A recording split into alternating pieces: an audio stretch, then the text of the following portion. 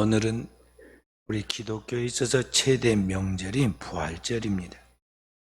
인류의 모든 죄를 한 몸에 짊으신 하나님의 어린 양 되신 예수 그리스도께서 이 죄악으로 혼란해져 있는 어둠 속에 있는 영혼들을 위하여 우리의 죄를 짊어진 하나님의 속죄의 어린 양으로 십자가 위에서 피 흘려 죽으시고 죄와 사망의 모든 값을 다 치르고 사망 권세에서 이제 부활하여 모든 이 땅에 살아가는 인류의 소망이 되고 모든 믿는 자에게 영원한 생명의 소망을 주시는 그러한 부활의 첫 열매가 되셨습니다.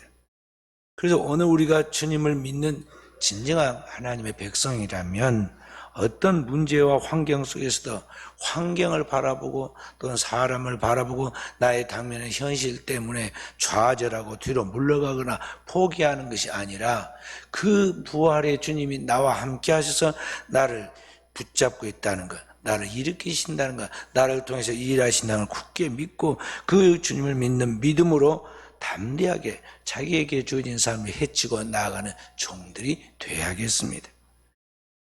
오늘 우리는 그런 하나님, 나의 하나님이 어떤 하나님인가를 다시 하나님의 말씀 속에서 깊이 생각하고 그 하나님을 바로 믿는 종들이 되어야겠습니다.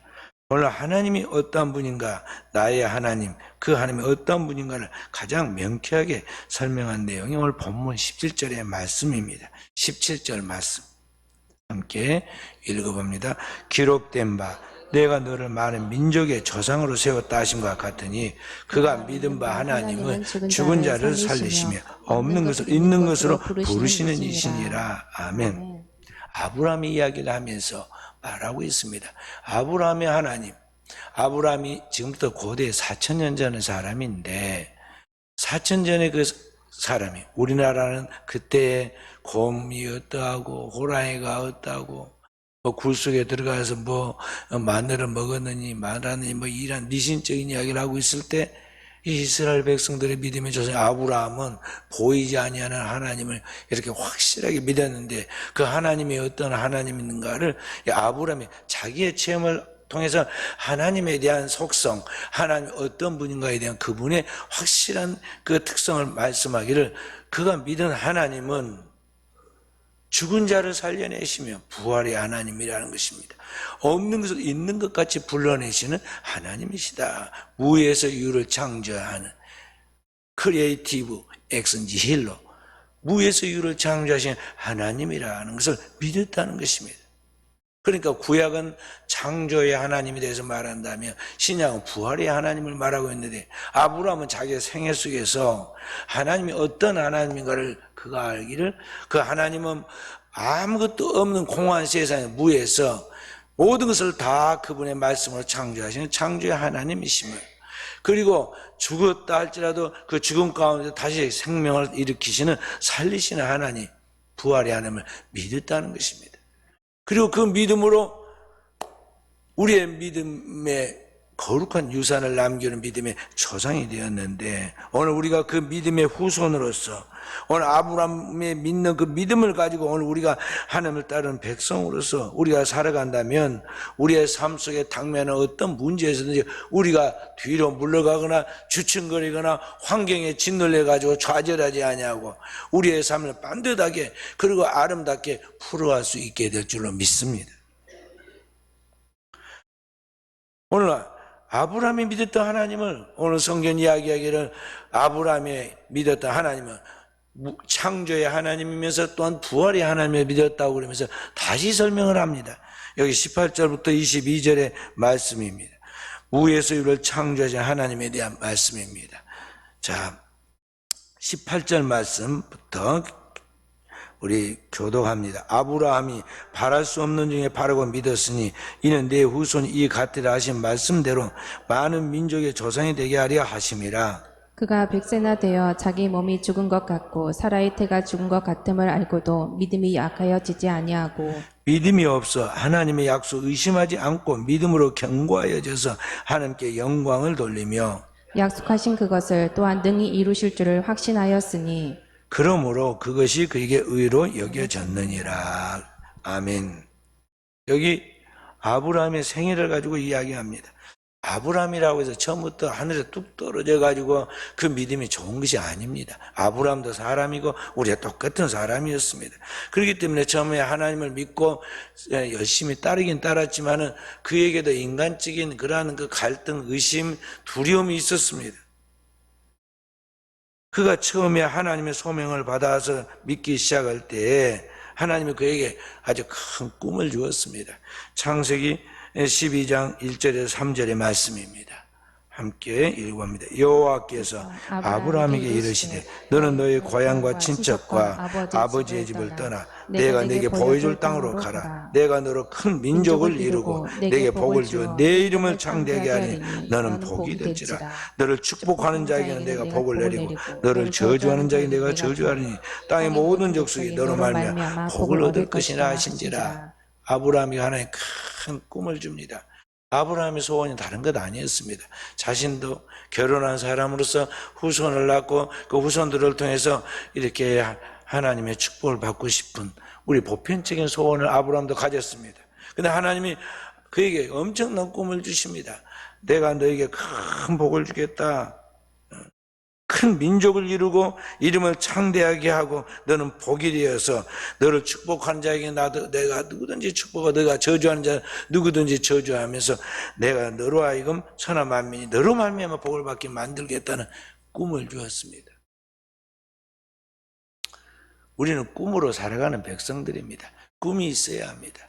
꿈이 없는 사람은 자기의 미래에 대한 소망과 희망이 없기 때문에 인생을 막 살게 돼요. 그런데 꿈이 있는 사람은요, 항상 자기의 언행을 돌아보고 항상 그 꿈을 이루기 위해서 생각하는 것이나 말하는 것이나 행동하는 것에서 조심해야 합니다. 다른 사람이 보면은 그 사람이 지금 어떻게 사는 걸 보면서 꿈이 있는 사람인가 아닌가 금방 느낄 수가 있어요. 꿈이 없는 사람은 자기 앞에 무슨 거칠 것이 없고요. 인생에 다른 소망이 없으니까 하루하루를 그냥 되는 대로 삽니다.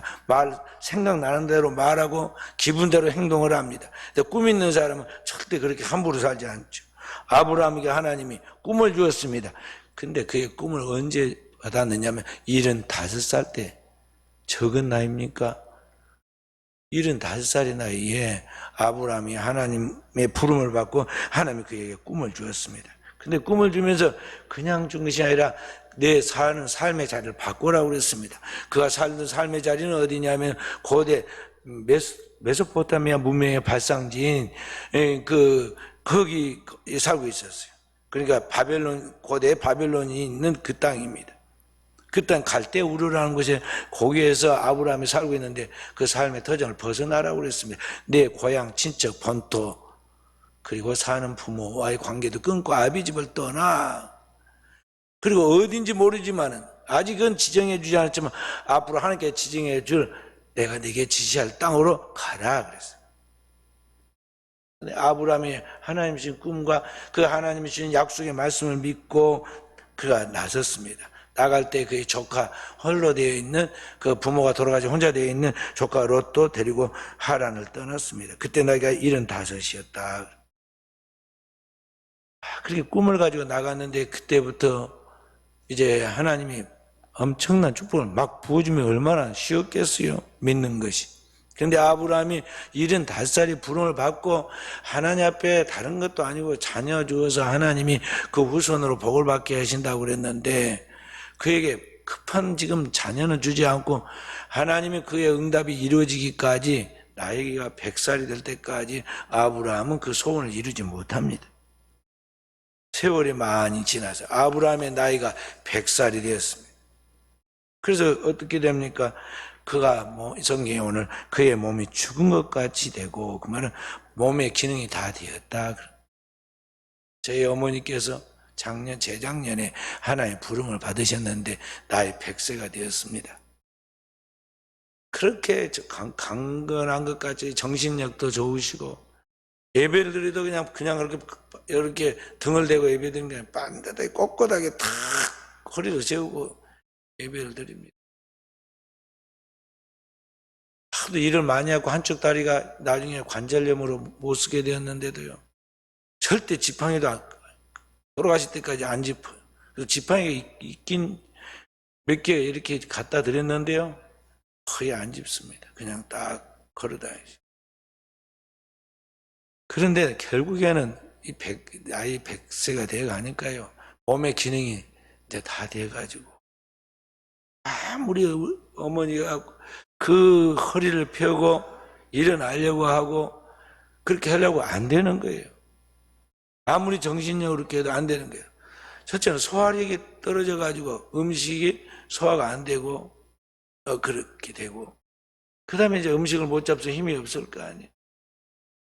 그래가지고 돌아가시기 2주 전에 제가 서울에 회의가 있어서 올라가면서 들렸더니 아들이 또 오니까 이렇게 세워라고 그래가지고 우리 그 매제한테 이렇게 소파에다 딱 앉혀라고 그래, 앉혀.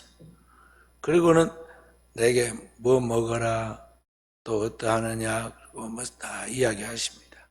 이제 가면 다시 또 누울 거예요. 눈이 나중에 이제 기능이 다 떨어져요. 눈이 이제 안 떠지는데. 그 눈이 안 떠진 가운데 소리는 들리니까요. 그 반응을 하셔. 돌아가시기 3일 전까지 자녀, 손자, 증손자까지 다 오고 보고 듣고 거의 반응을 다 하시고. 근데 이게 100살이 되니까 진짜 사람 몸의 기능이 다 떨어져요. 죽은 것까지 됐어요.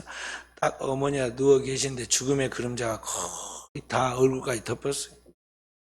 영상으로 보면 더 뚜렷하게 보여요. 그래서 이제 제가 떨어져 있을 때는 영상으로 보여주잖아요. 그러면은 어머니가 이제 며칠 안 남으셨구나. 제가 다 느끼고 짐작을 하고 있어요. 그래서 집에다 자고 준비를 시켰습니다. 가족들한테. 볼 사람은 빨리 와서 어머니, 할머니 다 보라고 그러고 곁에 있어야 한다고 그러고 시간 떨어져 있으면 안 된다고. 제가 목회자라 같이 못 있고 그러니까요. 그런데 이 아브라함은 그런 상태가 됐다 이 말이에요. 나이 100세가 돼서 몸의 기능이 다 떨어져 자기 몸이 죽은 것 같은가. 자기 아내도 이제 90이 넘어가지고 몸의 그 기능, 여자로서의 출산의 기능이 이미 경력이 단절된 지가 오래되어서 똑같은 상태가 되었는데 현실적으로 자녀를 출산해가지고 다음 세대를 이어가기가 불가능한데 그런 현실이 분명하게 보이고 자기 몸으로 느껴지는데도 불구하고 하나님께 대한 약속의 말씀에 대한 믿음이 약하지 않고 그 말씀을 붙들었다는 거죠. 그리고 그 하나님의 약속의 말씀을 의심하지 않고 믿음에 굳게 서서 하나님께 영광을 돌렸고 그 하나님이 반드시 그 약속을 나를 통해서 이루실 것이라고 확신했다는 것입니다. 그랬더니 하나님이 그 믿음을 의로 여기셨다. 창세기 15장 5절 6절 말씀 함께 봅니다. 함께 그를 이끌고 밖으로 나가 이르시되 하늘을 우러러 무뼈를 셀 수 있나 보라. 또 그에게 이르시되 내 자손이 이와 같으리라. 아브라함이 여호와를 믿으니 여호와께서 이를 그의 의로 여기시고. 불가능한 현실 속에 자꾸만 인간적 생각이 들 수도 있지 않겠어요? 그리고 사람들이 더 이상 포기하라고 안 되는 거 안 되는 것인데 지금 나이가 몇이고 뭐 지금 몸이 어떠한데 후손이 뭐 어떠고 민족이 어떠고 그게 불가능한 이야기. 이제 그만 포기하라고 주변에 다 그렇게 이야기하고 비정상적으로 보았을 거 아니에요? 그런데 아브라함에게 하나님께서 밖으로 나오라고 그러십니다. 밖으로 나와요. 밤에 밖으로 나오면 우리나라 같이 산과 들이 있는 것이 아닙니다. 이 중동 쪽은 거의 사막이에요. 그 사막이 있는 그 지역에 밤이 되니까 깜깜한데 하늘의 별만 총총합니다. 그 하늘의 별을 바라보고 있는데 하나님께서 말씀하십니다. 저 하늘의 무별을 셀 수 있나 보라. 우리도 어렸을 때 시골에서 와상에 누워가지고 하늘의 별을 세어보지만은요 한쪽도 못 세고 금방 잊어먹어버리고 제대로 여쪽까지 다 세봐왔습니까? 굵은 별만 세려고 해도 다 못 세잖아요. 별 몇 개 못 세고 별똥별 떨어진 것만 세다가 우리가 밤을 다 새는데 그 별을 바라보고 있는데 하나님께서 내 후손이 이와 같으리라. 이 하늘에 그 셀 수 없는 무수한 그 별들 같이 아브라함의 후손이 그와 같으리라는 것입니다. 지금 아직 집에 자녀가 한 명도 없고 손자, 증손자까지 날 그러한 지금 나이인데 자녀가 한 명도 없는데 하나님의 말씀하기죠. 하늘의 무별처럼 내 후손이 이와 같으리라. 그럼 우리 보통 사람 같으면 어이가 없어서 말이에요. 헛웃음만 나왔을 거예요. 누가 그걸 바라보고 있는 다른 사람이 있으면은 나를 이상하게 보겠다 그런 생각을 하지 않겠어요? 그런데 아브라함은 여호와를 믿었다. 여호와를 믿으니 하나님이 그 믿음을 의로 여기시고 아무도 아브라함에 대해서 지금 보지 않습니다. 그에 대해서 아무도 관심을 두지 않습니다. 하나님이 아브라함의 그 중심을 보고 하나님을 진실하게 믿고 있는 아브라함의 그 믿음에 하나님이 땅 하고 인정을 해 주셨다 이 말이에요. 도장을 찍어줬어요. 그의 믿음을 의로 여기시고 성경에 아브라함의 믿음을 의로 여기시다는 말씀이 계속 반복해 나와요. 여러분과 저의 그 중심의 이 믿음 사람들은 모릅니다. 은밀한 중에 보시면 하나님이 다 평가하시고 그 믿음이 어떤가에 대한 비중을 살펴서 그 중심을 보시면 하나님께서 아브라함의 믿음에 대하여 그 믿음을 의로 여기셨던 것 같이 오늘 우리의 그 믿음을 하나님께서 평가하시고 그 믿음의 상을 주신다는 걸 알아야 돼요.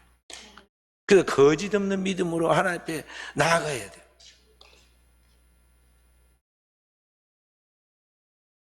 그래서 하나님께서 아브라함을 우리의 믿음의 조상으로 삼게 하고 우리에게 배우라 한 것은 바로 그러한 것입니다. 우리의 오늘의 현실들이 우리 조금만 어려우면 안 된다 소리가 입에 달고 그리고 조금만 우리가 판단할 때 이것은 불가능하다 생각하면 수많은 변명을 우리가 끄집어내가지고 변명할 구실들을 만들어내잖아요. 그래서 일이 어렵고 안 되는 게 아니라 안 해서 안 되고 내가 도전 안 해서 안 되는 게 거의 99%예요. 그래서 최초에 도전을 해본 사람들이 영웅이 되는 겁니다. 알프스산을 군대를 이끌고 넘었던 그 나폴레옹. 이 군대로 알프스산을 넘으면서 대포를 끌고 넘으면서 나의 사전에는 불가능이 없다. 그게 이제 완전 명언이 되고 말았잖아요. 콜럼버스가 이 대서양을 돌아서 이렇게 대륙을 횡단하고 그럴 때, 그래서 오늘의 아메리카, 미국을 발견하고 그럴 때, 사람들이 절대 그렇게 할 수 없다고 그렇게 말했는데, 콜럼버스는 돌아서 거기 도착했어요. 나중에 사람들이 이야기하기를, 그 누구나 다 할 수 있는 거 아니냐, 뭐, 지구는 둥그렇고, 이 둥그런 지구 돌다 보면 그게 도착하는 거지. 그러니까 콜럼버스가 계란을 넣고 세워봐라고 그랬잖아요. 그래서 못 세우죠. 그래서 자기가 탁 깨갖고 먹고 껍질을 딱 세워놨습니다. 그걸 누가 못하냐 또 옆에서 그럽니다. 처음 도전하는 것이 그게 이제 간단하고 지나놓고 보면 쉬운 것 같아도 처음 도전이 어려운 거예요. 이 아브라함이 불가능한 그것을 아브라함이 믿었다. 그 당시에. 이게 얼마나 큰 믿음인 걸 알아야 하는데 우리는 내게 그런 믿음을 가지고 삶을 살아가면서 도전해야 하는데 겁부터 먹고 두려움에 사로잡혀가지고 비겁한 패자처럼 맨날 변명만 하고 책임만 전가하고 다른 사람들에게 어려운 일은 다 전가시키고 자기는 편한 길만 꽃길만 걸으려고 말이죠. 그렇게 비겁한 행동들을 하다가 사람들로부터 신뢰성을 잃어버리잖아요. 오늘 우리는 아브라함이 가졌던 이 믿음을 소유하면서 나의 현실, 나의 처지, 지금 나의 처한 상황들, 그 불가능한 절망적 상태에서도 결코 두려워하지 않고 나와 함께 하시는 나를 통해서 영광을 받으신 그 하나님께 대한 믿음을 가지고 나아가는 종들이 되어야겠습니다. 하나님이 나를 부르셨고 나를 통해서 하나님 뜻을 이룬다 하셨기 때문에 그 약속하신 말씀을 이루실 줄 믿고 나를 통해서 주님이 영광을 받도록 오늘 우리가 나아갈 때 하나님이 그 믿음을 의로 여기시고 여러분과 저의 삶 속에 하나님의 구원의 기적과 축복을 주신다 하는 것입니다. 바로 이런 하나님이 오늘 태초부터 시작해서 이 역사의 종말까지 우리의 삶에서 늘 개입하셔 일하시는 창조의 하나님이시다는 것을 우리가 알아야겠어요. 창세기 3장 1절에서 3절 말씀 함께 우리 읽어봅니다. 창세기 1장 1절부터 3절 말씀 함께. 태초에 하나님이 천지를 창조하시니라. 땅이 혼돈하고 공허하며 흑암이 깊음 위에 있고 하나님의 영은 수면 위에 운행하시니라. 하나님이 이르시되 빛이 있으라 하시니 빛이 있었고. 아멘. 부터 이제 천지 창조 이야기가 나오는데 처음부터 있는 것을 하나님이 조립한 것이 아닙니다. 아무것도 없는 공허한 그 세계에 하나님께서 그 무에서 하나님이 말씀하십니다. 하나님이 가라사대 이르시되 빛이 있으라. 그 영원한 살아계신 하나님, 말씀이 하나님 생명의 말씀으로 말씀하자 그 흑암에, 그 캄캄한 흑암에 있는 그 비물질의 세계 속에서 물질이 형성되고 그리고 거기에서부터 생명이 이제 약동하기 시작하는데 최초에 창조한 것이 빛이시죠. 빛이 있으라 하심에 빛이 있었고 그 다음에 이제 빛과 어둠을 나누고 이게 쭉 이제 하나님 천지 창조 이야기가 엿새에 걸쳐서 일어나게 되죠. 바로 그 무에서 유를 창조하신 하나님이 동일하게 우리의 삶 속에서도 우리의 삶을 창조해 나가신다는 것입니다. 그래서 우리는 그 하나님을 굳게 믿고 늘 그 하나님을 의지하고 그 하나님께 영광 돌리고 나아갈 때 하나님께서 우리의 삶 속에 끊임없는 기적의 역사를 재현시켜 주시는 것입니다. 그것이 신앙입니다. 가만히 생각해 보시기 바랍니다. 우리가 누굽니까? 처음부터 딱 옷 입고 막 큰 둥치를 가지고 나왔습니까? 전부 다 어머니 뱃속에 임신될 때는 보이지도 않고 눈에도 보이지 않는 한 점이었다가 나중에 태어날 때는 누구나 다 할 것 없이 이 주먹보다 작은 핏덩이 하나로 뚝 떨어져 나왔어요. 그래서 내가 부모의 몸에서 벌거벗은 몸 적신으로 나왔다고 그러죠. 그래서 오늘 여기까지 살았습니다. 우리가 뭐 대단해서 뭘 한 건 아니잖아요. 하나님의 살게 해주심으로 산 것입니다. 하늘에 햇빛을 비춰주고 바람을 불어주고 우리에게 끊임없이 수분을 비를 주고 수분을 공급시켜서 우리가 살게 했어요. 지금은 하나님께서 이 하늘의 빛을 8분만 여기 태양에서 여기까지 오는 것이 빛의 시간이 8분입니다. 8분만 딱 태양이 햇빛을 멈춰버리면요 이 지구뿐만 아니라 태양계에 있는 모든 생명체들이 다 죽어버려요. 그래서 모든 생명들이 저 태양의 빛을 받으면 다 살아나잖아요. 사람이나 식물이나 동물이나 바닷속에 있는 물고기까지 이 태양의 빛으로 살아가잖아요. 그것만 그래 합니까? 하나님께서 이 땅에 비를 조금 빨리 안 줬더니 가물어가지고 급수를 제한한다. 물 전략하라고 그렇게 홍보를 하잖아요. 여기저기서 산불이 나가지고 막 소방 헬기가 날아다니고 그 공무원들이 다 어디 갔는가 했더니 전부 다 불 끌어갖고 있고 그래도 해결이 안 되잖아요. 그런데 어떻게 해결이 됩니까? 하나님이 탁 비를 이틀 내려서 딱 비를 주니까 그 시끄럽고 요란하던 그게 다 조용해져 버리고 불은 다 꺼지고 가물었던 땅에는 다시 물이 철철 흘러 넘치잖아요. 하나님이 주신 생명을 가지고 우리가 지금 살아가고 있는 것이죠.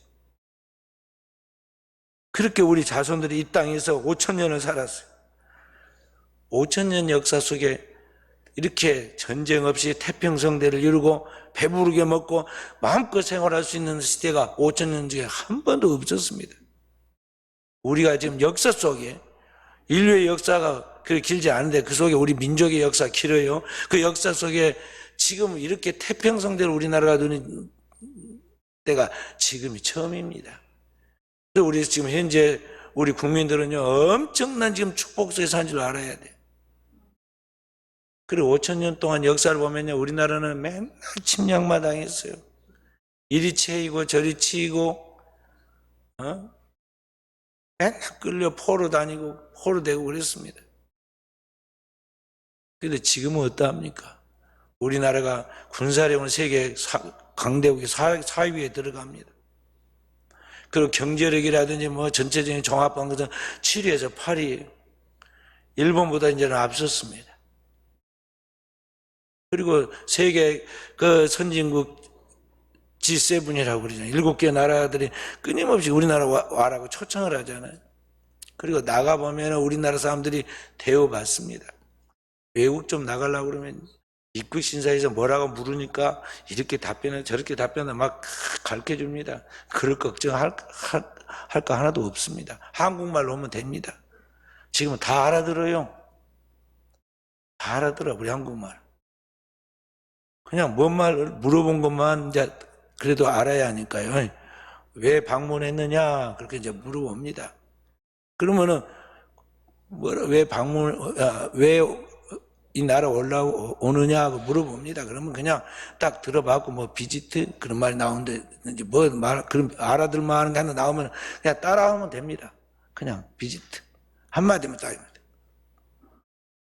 목적이 무엇이냐 그러면 그러거든요. purpose. 그러면 트래블 그냥 간단하게 이렇게 하면 돼요. 그냥 못 알아듣는 것 같으면요 자신이 없으면 그냥 한국말로 나 방문 왔다 그냥 또 how long how long stay 얼마나 오래 머물 것이냐 물으면요 how long 그러면요 얼마 머물 그러면 일주일 머문다 그러면 일주일인다 그러면 그냥 한국말로 7일 그래도 돼요. 다 걱정 없어요. 자기들 나중에 답답하면 뭐라고 하냐면 자기들이 한국말 물어봅니다. 여 사람들은 계속 외국인들 대하니까 외국어를 조금씩 하는데 우리나라 여행객이 제일 많아요. 그 중에서. 우리나라 사람들이 한국말은 거 자기도 알아들어야 하거든요. 못 알아들으면 자기도 답답해. 빨리 보내야 하니까요. 자기가 묻고 자기가 답합니다. 우리 거기만 까딱까딱 하면 되고요.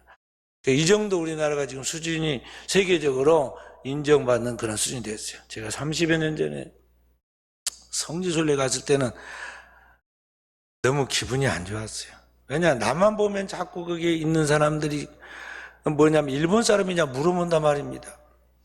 제가 제2 외국어를 일본어를 했기 때문에 일국말로도 뭐 할 수도 있지만은, 아니, 내가 당당하게 대한민국 사람인데 한국 사람은 전혀 생각도 않고 만나는 사람마다 일본 사람이냐 물어. 일본 사람들이 그만큼 국력이 신장되고 여행 다니는 사람이 많았어요. 그 당시에 이미 고등학생들이 외국으로 수학여행을 왔으니까 그러지 않겠어요. 그래서 내가 기분 좋게 있다가는 그 말을 듣는 순간에 그냥 기분이 나빠졌어요. 그래. 일본 사람들, 우리 이미지가 있잖아요. 일본 사람들은 그런 관계 속에서. 그래서 내가 한국 사람이고, 한국 사람이다 해도 또 못 알아듣으니까 남쪽에서 왔다. 남쪽, 한국 쪽에서, 남한에서 왔다. 대한민국 남쪽에서 왔다. 그 자꾸 설명해 줘야 돼. 그러면 그분들이 대한민국이 어디 있느냐, 사우스 코리아가 어디 있냐고 자꾸 물어보면 이제 그 다음에는 다음부터 이야기를 안 해요. 왜냐하면 설명을 거기까지 다 해줘야 하잖아요. 그러면 지도 갖다 그려줘야 돼. 그리고 일본하고 중국 사이가 한국이 있다 그렇게 말해야 하니까 기분이 안 좋아. 그래서 지금은 그렇지 않습니다. 우리 한국 사람들 가면은 엄청 대우받아요. 어디든지. 딱 보면 한국 사람인지 압니다 또. 한류 드라마가 많이 이렇게 있어가지고 한국 사람들 많이 봤잖아요. 일본 사람하고도 한국 사람 구분해냅니다. 외국에서는. 그냥 어떻게 우리나라 이게 됐느냐는 거죠.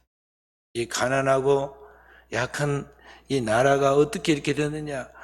하나님께서 이 나라가 일본의 침략을 받아가지고 국권을 상실하고 그렇게 모든 걸 착취하고 고통받고 있을 때 우리 민족이 이 일본의 그 우상을 숭배하지 않고 하나님을 믿고 이 민족의 구원과 독립을 위해서 그렇게 하나님 앞에 기도하니까 하나님 우리 민족을 기적적으로 해방시켜서 우리 민족을 살게 해주었잖아요. 그래서 우리 민족이 오늘날 이와 같이 부유한 나라가 되었어요. 무에서 유를 창조하신 하나님이 그 짧은 시간에 우리 민족을 세계 속에 우뚝 서게 만들었다는 것이죠. 이거 뭘로 설명할 거예요? 우리나라 사람들 뭐 IQ 가지고서 옛날에는 IQ 안 좋았나요? 옛날에도 막 선비들이 얼마나 공부를 많이 했습니까?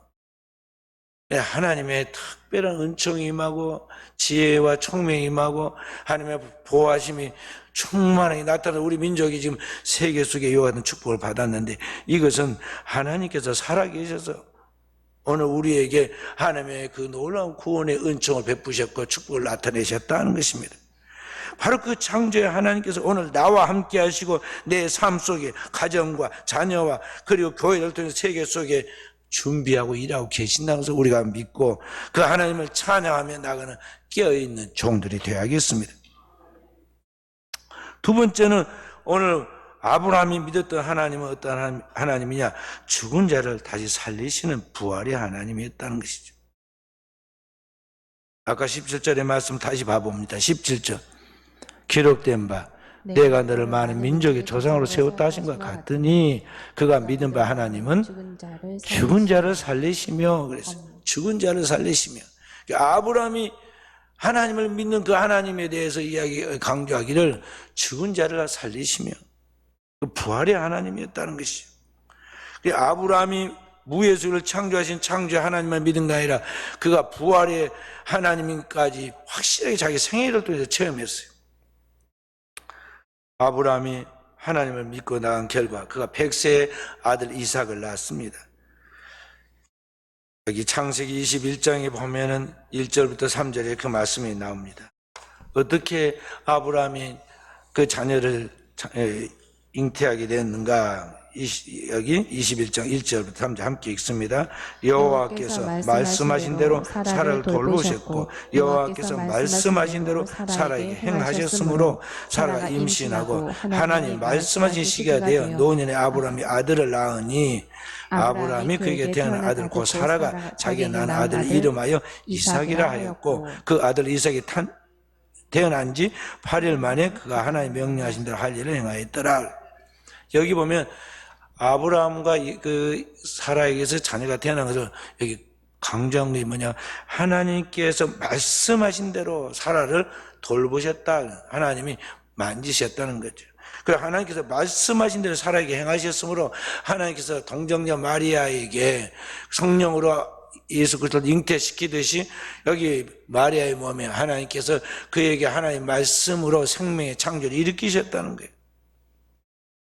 그렇게 해서 사라가 임신하고 하나님 말씀하신 시기가 되어 명년 이맘때 내가 다시 돌아오니 내가 아들을 얻게 되리라고 말씀해 그 시기가 되어 그 노년에 아브라함이 아들을 낳았다는 거죠.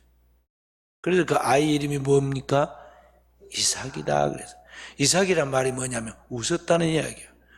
너무너무 감격에 차 놀라서 웃고 기뻐서 웃을 뿐만 아니라 또 믿을 수 없어서 어이가 없어서 웃고 듣는 사람들이 다 너무너무 대단하다 엄청난 축복이다 하나님 축복받았다면서 다 보는 사람들이 웃고 그래서 그 아이 이름이 이삭이라는 이름을 하나님이 주셨는데 이름대로 되었어요. 그 집안은 늘 웃음꽃만 피었던 거죠. 이와 같이 하나님을 참으로 믿으면 그 믿음의 상을 받게 돼요.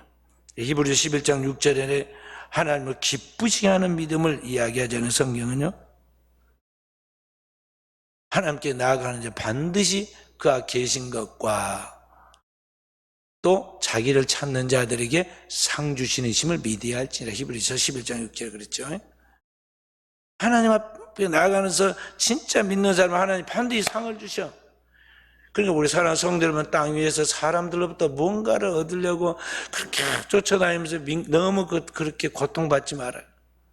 진짜 믿음을 하나님 앞에 가지고 나가면 하나님이 위로부터 그게 꼭 필요한 상황을 그때 주신다는 걸 알아야 돼.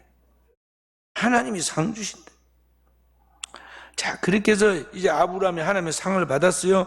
그 집안에 웃음꽃만 핍니다. 그 축복받은 그 아브라함의 가정에 이제 아름답게 이삭이 잘 자랍니다.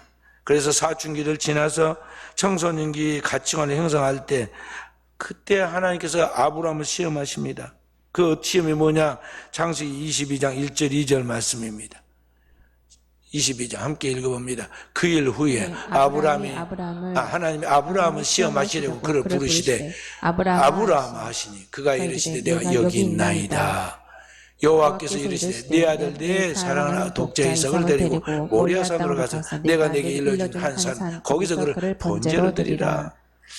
이 아이가 한참 이제 막 총명하게 자라고 가치관을 형성하며 똑똑한 소리를 하고 행동하면서 가정에 막 희망을 보여줄 때 하나님이 아브라함을 테스트하기 시작합니다. 여기 시험하였다는 말은 유혹했다는 말은 템포테이션이 아니라 테스트했다는 거예요.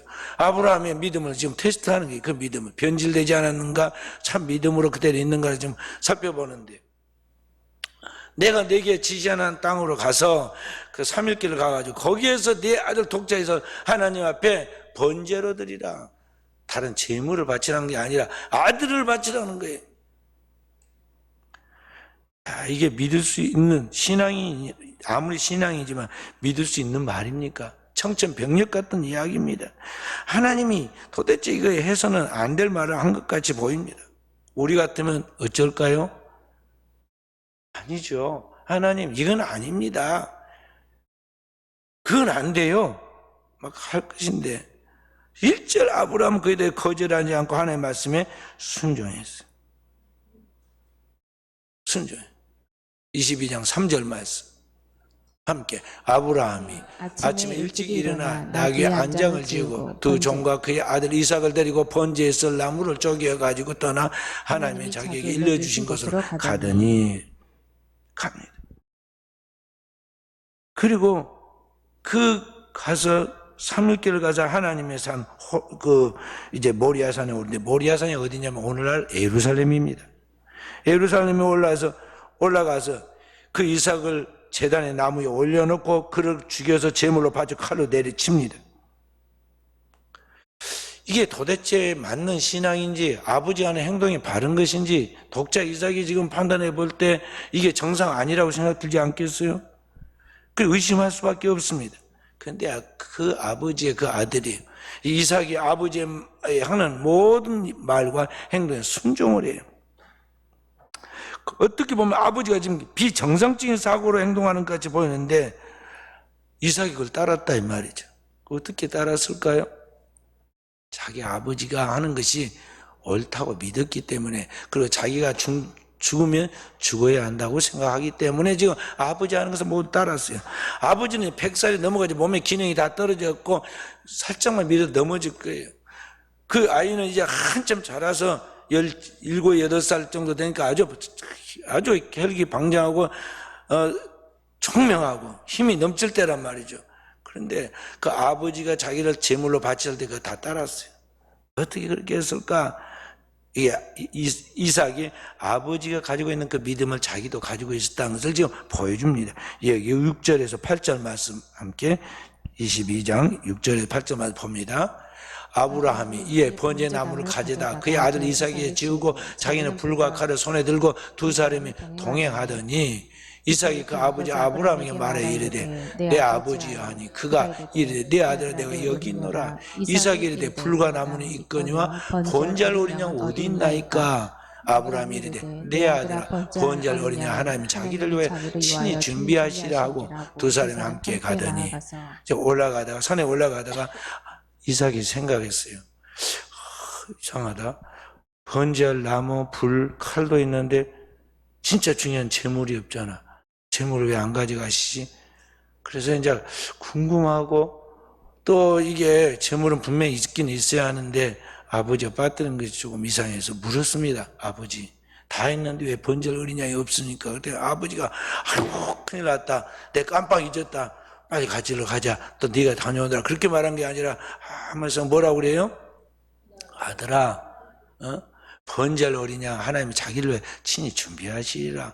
그러니까 이미 자기 아버지는 번제할 어린 양을 하나님이 준비했다 알고 계셨고 알고서 지금 안 가져간 거잖아요. 그래 이삭이 지금 아버지 온전한 마음과 정신으로 뭔가 하나님 앞에서 해야 할 일을 하는구나 그랬는데 딱 올라가고 보니까 아버지가 자기를 결박하고 그 제단 위에다 올려놓고 나무 올려놓고 자기를 죽이려고 하는 게 자기가 깨달은 게 번제할 제물이 바로 나구나. 우리 아버지가 나를 번제로 하나님 앞에 드린다면 내가 하나님 앞에 번제로 가야겠다. 그렇게 생각을 한 거예요. 근데 둘 다 그렇게 마음을 먹으면서도 또 하나의 소망이 뭐냐면 그렇게 말씀하신 하나님이 자기를 죽은 자 가운데서 살려낼 것을 믿는 믿음이 아브라함에게도 있었고 그 독자 이삭에게도 공감되어 있었다는 거죠. 그렇기 때문에 죽음의 자리에서도 두려워하지 않고 그 일을 받아들인 거예요. 그리고 그 다음에 어떻게 합니까? 그 아들을 진짜 칼로 내리칩니다. 9절 10절 말씀 함께 하나님이 그에게 일러주신 곳에 이른지라. 이에 아브라함이 그곳에서 제단을 쌓고 나무를 버려놓고 그의 아들 이삭을 결박해 제단 나무 위에 놓고 손을 내밀어 칼을 잡고 그 아들을 잡으려 하니 잡으려.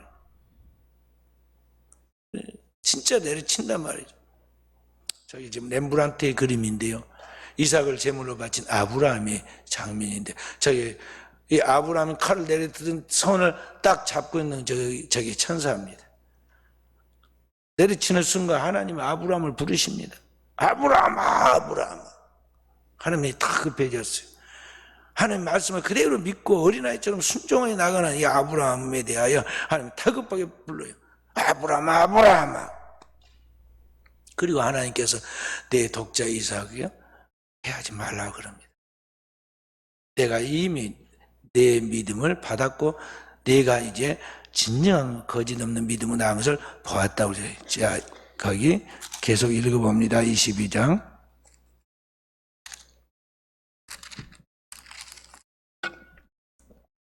11절부터